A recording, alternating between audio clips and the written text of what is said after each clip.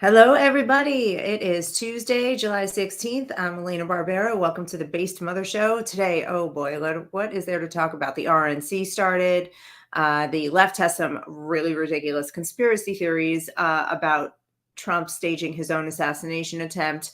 And what else have we got? Oh gosh, Merrick Garland is kind of in the spotlight again after the Trump's documents case was dismissed by a Florida judge yesterday, and so much more crazy from the left. Let's get started.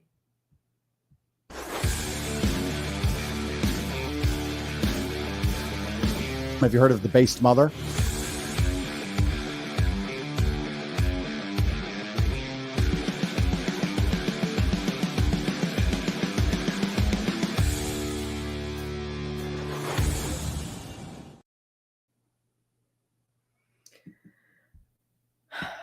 All right.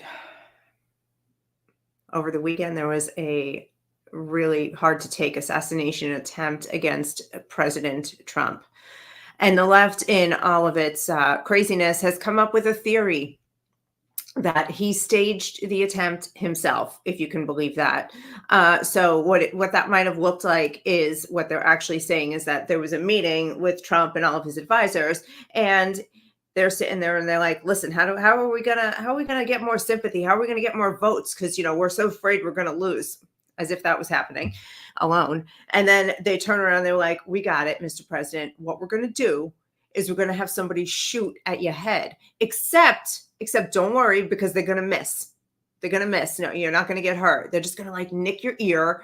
It's going to get just enough blood. The ears really bleed a lot. We're going to get a bunch of blood, and it's going to be the most wonderful thing. And you're going to rise in the polls and raise a lot of money. And he was like, yeah, this is brilliant. Why didn't we think of shooting at my head sooner?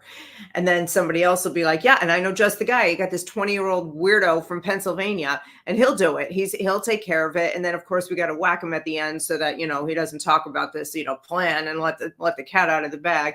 And just for good measure, we're going to make sure that we kill an innocent civilian too, at least one, and maybe critically injure a couple of others, just for good measure to make this all look really good and real. This is what they've come up with. This is what they actually believe, and they're spreading online, and they're all buying into it.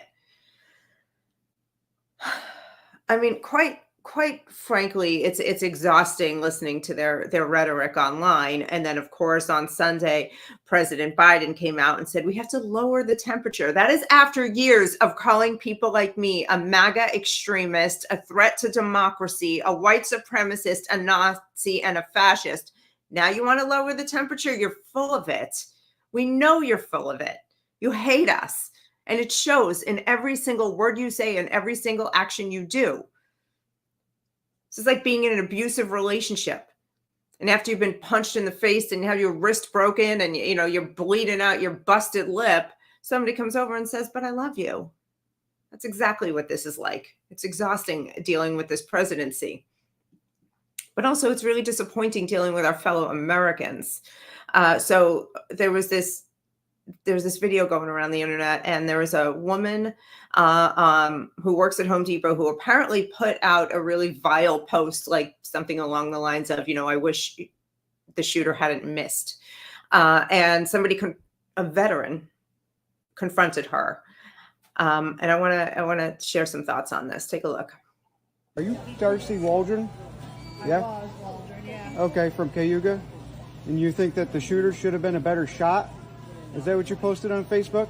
I am at work. You think that the shooter should have been a shooter, huh? I am at work. Yeah, I think that's pretty messed up. Pretty anti-American if you ask me. As a veteran, I'm disgusted. What have you provided to this country? Huh? I'm sorry. This is ridiculous. You are ridiculous. And I'm making you famous. All right. So what have we got there? So obviously the people online saying that they wish that the shooter had been a better shot, or sad that he missed, or any number of those things are absolutely horrible. Like, you have to be a horrible person to wish death on somebody. But part of that reason why they wish death on somebody is because they've been convinced by the mainstream media and President Biden and Kamala Harris and Maxine Waters and all those crazy politicians with their hateful rhetoric. They've been convinced by all of them that Donald Trump is actually Hitler, reincarnated or something. So we have this hate-fueled rhetoric. Now, here's the thing, though. This is a veteran. If he's a veteran and he fought for her First Amendment rights, he fought to uphold the United States Constitution, she has the right to say whatever horrible nonsense she wants to say. If she wants to be a horrible little person, she can do it. She's not inciting violence necessarily. She's just giving an opinion that she's sad that something evil and dark didn't happen. She's a sicko. But he should respect her right to do that. And he's being applauded as some kind of a hero for finding her at work and recording this and quote unquote making her famous. You know what? There's no glory in that whatsoever. That is what the left does. The left doxes people. The left intimidates people into silence. That is cancel culture in its purest form. And I am embarrassed that there are conservatives who are advocating for acting like this. And they're like, well, they did it to us. So what are we, 2 years old, all of us? He hit me first. No. Either we're going to be smart and we're going to be unified and we're going to be strategic in how we approach the taking back of our country, or we're going to act like idiot children playing whack-a-mole trying to squish down the thoughts and voices of Home Depot cashiers. I mean, give me a break. We have to do better than that. It's not just about it's gross and it's childish and it's immoral to get little tiny bits of vengeance. It's that it's not a good strategy. We're going to be all over here just fighting little stupid battles with completely powerless people who have no real influence whatsoever. You really think that's the way to take our country back? Please, let's do better. Let's stay away from doing things like this and put our time and our efforts and our energy into more effective ways of winning the battle. Get involved in the local community. Pick a fight. Pick a fight. You want to fight with me on getting porn out of schools and waking people up to exactly how sexualized and groomed our children are in American schools? Hit me up. Let's go. I'll point you in the right direction. Go to AmericanGroomerFilm.com or TakeBackTheClassroom.com. You want to get in the fight against illegal immigration? You want to help save the economy and fight our politicians and our crazy amount of 40% taxes that most of us are paying? Pick a battle. You can do it. Get involved with an organization that is the best organization doing the work. Fighting with Home Depot cashiers? Give me a break, everybody. But all this rhetoric, all this nastiness, this was also started by nonsense like the Mar-a-Lago documents case. So Merrick Garland, our esteemed attorney general, yeah, I'm being sarcastic. He's in my opinion, should be the laser focus of an investigation, another investigation, I should say. So yesterday, a Florida judge took the Mar-a-Lago documents case and dismissed it and said that there was a constitutional breach. So in the way that the special prosecutor was chosen. So Jack Smith should have been appointed by the president and then approved by the Senate in a case like this. There's a procedure in place legally how things are supposed to be done. Merrick Garland, the attorney general, ignored that procedure and just turned around and handpicked Jack and plopped him in and said, go get him, Tiger. Okay, so there's two things here. Either Merrick Garland is completely ignorant of the United States Constitution, if our attorney general doesn't understand the rules in the games he's playing, or two, second option is he did this deliberately, knowing it was unconstitutional, but knowing that the press would eat it up and spread lies and disparage Donald Trump. And what it all really amounts to is election interference. Which is it? Stupid or arrogant? Maybe a little bit of both. I don't know. I'm leaning towards arrogance, But what he did is feed the machine that ultimately pulled the trigger on Saturday night. But now it gets better because today, Jack Smith, again, after the president said, let's lower the temperature and make everything nice now, which was bull, we all know. Jack Smith has turned around today and said he's going to appeal the decision. So much for just kind of lowering the temperature. And even though the Supreme Court just made a call last week and basically said presidents are, have much broader immunity than for everything they do during their presidency than the left wants to have, Jack Smith is going to still press forward because he cannot let this thing go. He's like a dog with a bone, and he has to just keep trying to disparage Trump. You keep going, Jack, because you just keep winning votes for President Trump. In fact, I applaud you. Thank you for being such a lunatic. God, I really am. I really have had it with all these people here. All right, I'm going to take a 30-second break. Be right back, guys.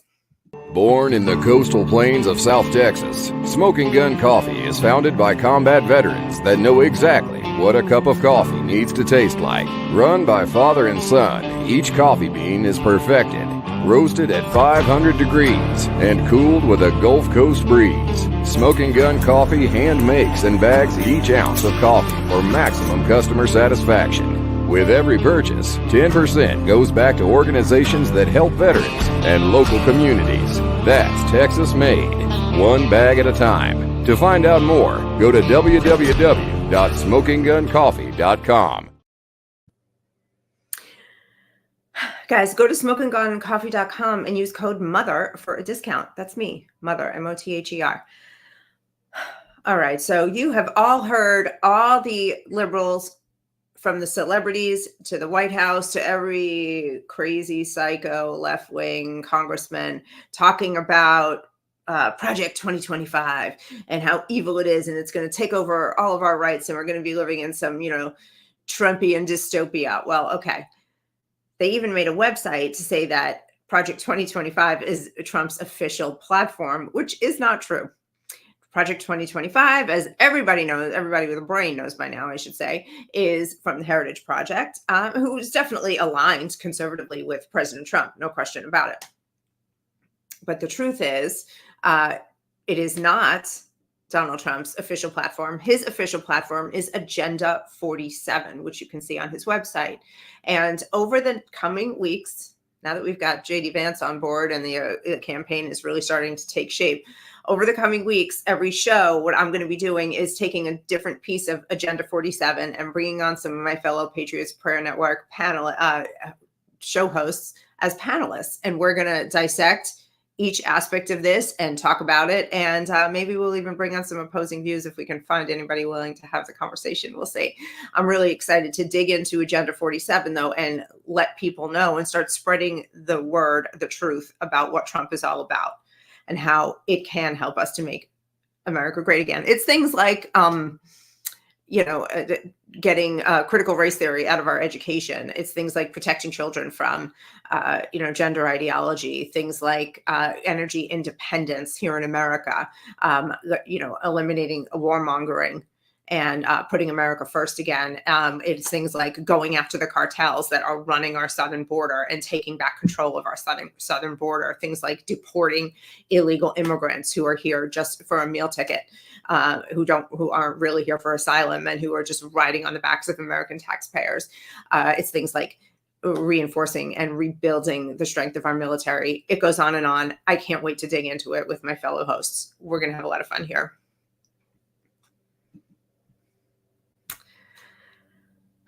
But, today I have a really short show. Excuse me. There's one thing that I really want to talk about. So yesterday, I hope you saw President Trump entering the RNC to an extremely warm welcome. And one of the things that, when I watched it was just, I could really see that he seemed humbled.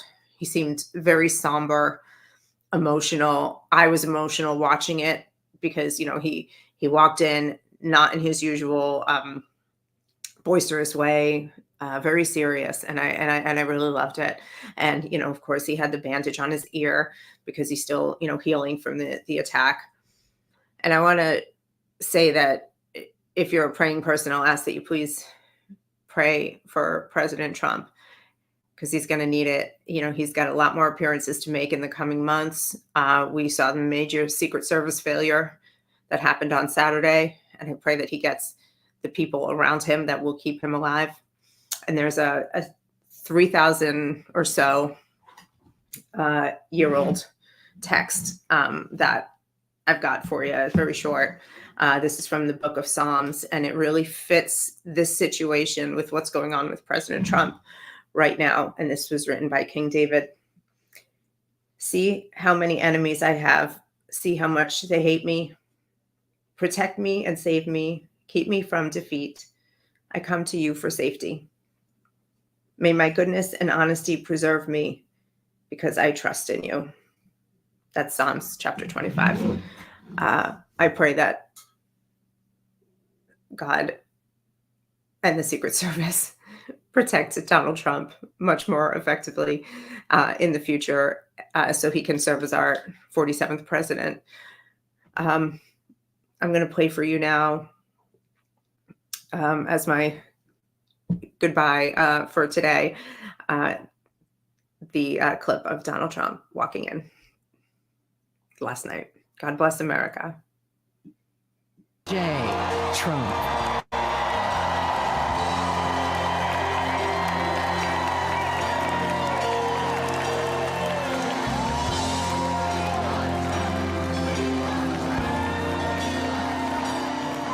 If tomorrow all the things were gone, I'd work for all my life, and I had to start again, just my children and my wife. Thank my lucky stars to be living here today, 'cause the flag still stands for freedom, and they can't take that away. And I'm proud to be an American, where at least I know I'm free. Now don't forget the men who died, who gave that right to me. And I gladly stand up next to you and defend her still today.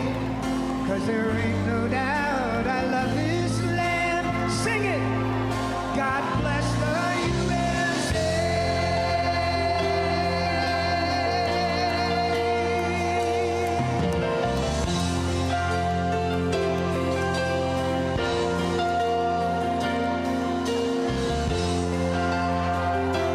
We are here tonight with one purpose, and that is to elect Donald J. Trump as the next president of the United States. He is here tonight to show his courage, his defiance against somebody who tried to kill him. You will not take this man down. He has the courage, the strength, and he will be the next president of the United States.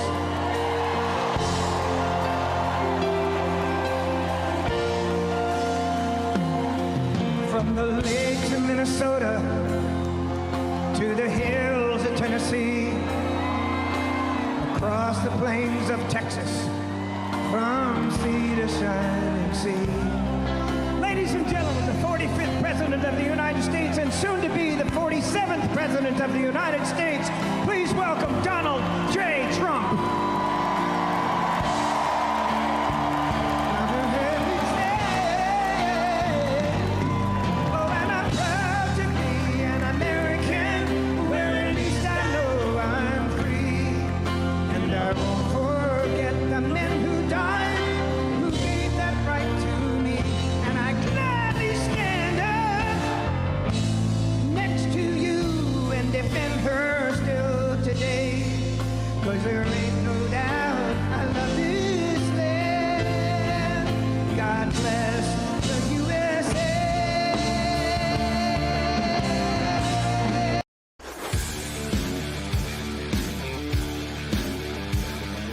Have you heard of the based mother?